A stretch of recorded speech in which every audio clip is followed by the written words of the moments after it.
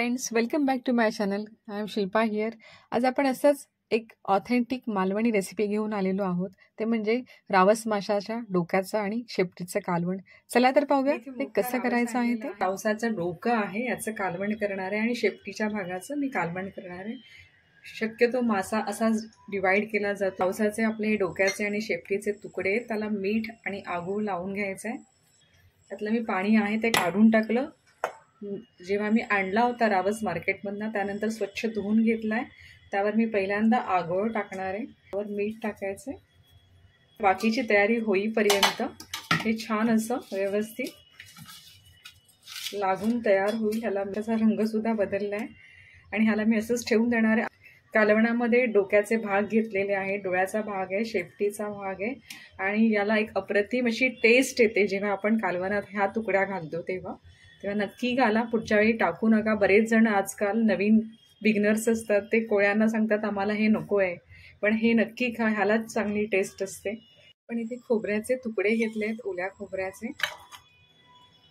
बेडगी मिरची आणि धणे मी पाण्यामध्ये भिजवून घातले होते, त्यामुळे ते गंध वाटले जातात. इथे जिरं आहे, तेही मी पाण्यात भिजवलं. जिरं भिजवायची खरं गरज नसते, पण ते भिजवून घातलं तरी पण छान टेस्ट येते त्याला. त्यामुळे ह्या सगळ्या गोष्टीतलं पाणी काढून आपण मिक्सर ग्राइंडरमध्ये हे सगळं वाटून घेणार आहोत. मी पाणी काढून घेतलेलं आहे आणि ह्या सगळ्या बेडगी मिरच्या आहेत. तुमच्याकडे बेडगी हवी असेल तर बेडगी घाला. काही लोक त्याच्यामध्ये आजकाल तिखट नको असतं म्हणून कश्मीरी मिरच्या घालतात, तुम्ही त्याही घातल्या तरी चालतील.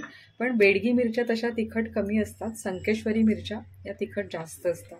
टोमॅटो घालते 1-2 आणि आल्याचा अगदी छोटा पीस घेतलेला आहे, कारण उन्हाळा आहे त्यात आलं जास्त घालू नका.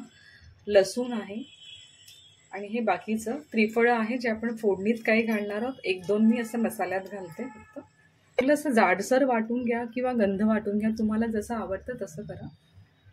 मला इथे छान वाटून झालेलं आहे. आपण मागे मगाशी थोडी त्रिफळ घातलेली ठेवली होती, ती आपण फिशमध्ये घालणार आहोत.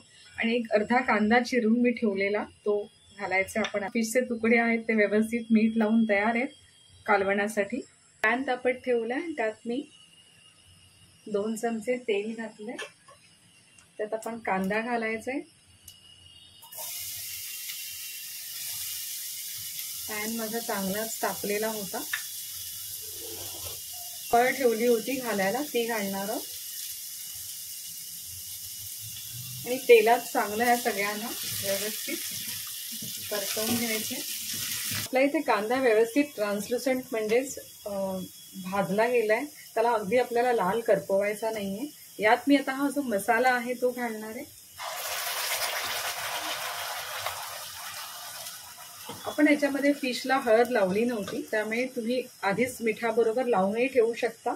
आपल्याला हे रावसाचं थपथपीत करायचंय, घट्ट थपथपीत म्हणजे घट्ट. तर त्याच्यामुळे जास्त पाणी घालू नका. ह्याला कालवणाला आपल्याला थोडं मीठ घालावं लागेल. व्यवस्थित आपण उकळ काढायची आहे एक अशी. उकळ कुठली पाहून दाखवते तुम्हाला. आता या अशा स्टेजला आपण याच्यामध्ये फिश घालायचे. मी यात टोमॅटो जो घातलाय तो अगदी ऑप्शनल आहे बरं का.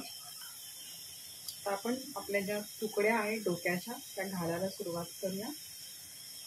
हा रावस होता तो खूप मोठा होता. आता जे पाणी उरतं ते आतमध्ये घालू नका, त्याला पण वास असतो एक प्रकारचा. त्याला शिजायला ठेवावं. स्टोवची जी फ्लेम आहे ती मिडियम ठेवा, खूप फास्ट ठेवू नका किंवा खूप स्लो करू नका. पण मिडियम फ्लेमवर हे व्यवस्थित शिजेल आणि थोडं पाणी सुटेल ह्याला शिजल्यावर, कारण ते फिश आहे म्हणून जास्त फास्ट फ्लेम नका ठेवू. झाकण लावून ह्याला आता 7 ते 8 मिनिटं असं शिजवणार. आपलं हे मस्त थपथपीत असं कालवण तयार आहे खायला. गरमागरम चपाती, भाकरी, नुसत्या वाफाळलेल्या भाताबरोबर सुद्धा हे खायला तितकंच छान लागतं. अशाच ऑथेंटिक रेसिपी पाहण्यासाठी पाहत राहा खवय्येज कट्टा. धन्यवाद.